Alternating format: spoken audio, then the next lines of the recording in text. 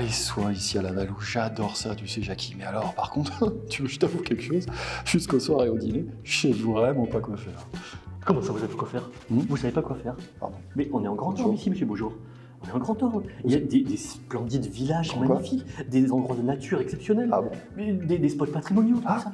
Je vais vous trouver, moi, des choses à faire. Vous avez 5 minutes?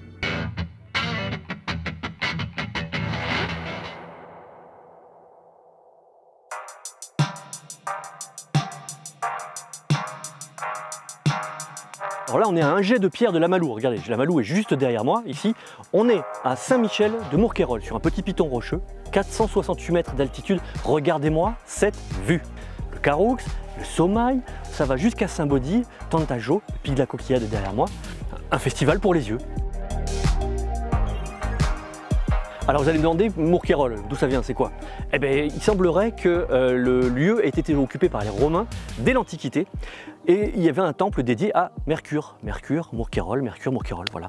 Ensuite, dès le 9e siècle, le château qui a été construit par ici commandait toute la vallée de l'Orbe.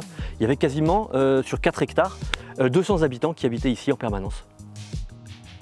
Et si vous êtes d'humeur active, sachez qu'un circuit de randonnée passe ici, 12 km, 700 mètres de dénivelé, un petit peu sportif donc, et il vous emmène jusqu'au pic de la Coquillade qui est juste là. Et avantage de ce circuit, il est forestier, ce qui est plutôt agréable quand il fait chaud.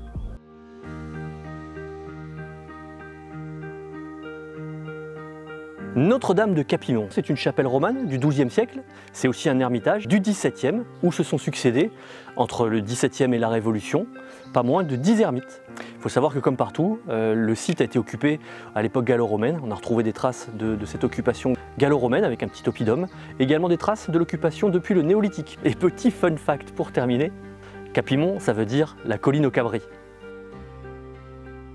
Si vous êtes curieux, poursuivez encore un petit peu sur les hauteurs de Capimont, vous arriverez ici, à la chapelle Sainte-Anne, cet escalier monumental. Et si vous en voulez encore plus, que vous voulez marcher, vous avez une belle rando, 9 km aller-retour depuis la Malou, elle est plutôt facile et elle est carrément agréable.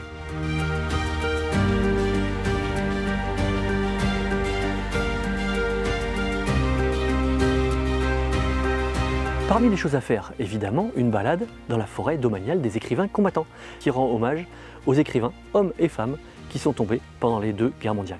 En 1930, tout le sud-ouest de la France a été balayé par d'immenses inondations. Le déboisement a été pointé du doigt comme la cause principale de ces inondations, et il a été décidé, ici, de replanter énormément d'arbres et de créer donc cette forêt des écrivains combattants. Vous trouverez 66 stèles d'écrivains parfois célèbres, Saint-Exupéry, Charles Péguy, Alain Fournier, et parfois beaucoup moins, mais qui eux aussi ont versé leur sang pour la France.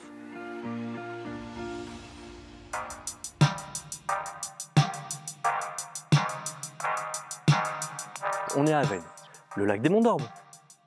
Un accès facile, un moment de fraîcheur sous les arbres pour des balades ou simplement pour un pique-nique.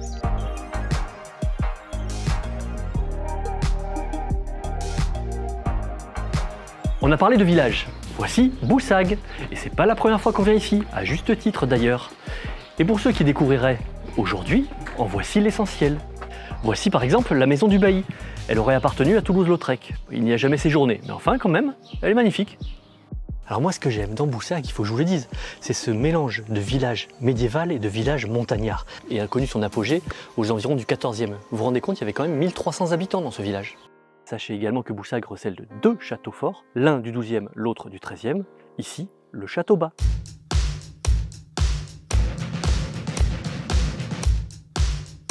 Lunas, si vous nous suivez, vous savez que c'est pas la première fois qu'on vous emmène par ici et pourtant il y a toujours plein à découvrir. À commencer par ce relief vraiment particulier, on est ici à la confluence de 3 cours d'eau différents sur le Redondel qui offre une vue magnifique sur Lunas.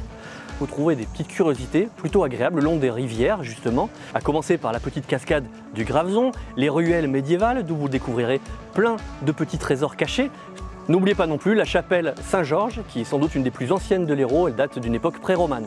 Soyez curieux, prenez votre temps, promenez-vous.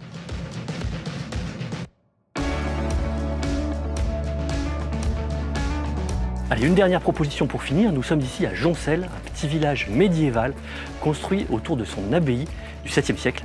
C'était une des abbayes les plus importantes du Languedoc au Moyen-Âge.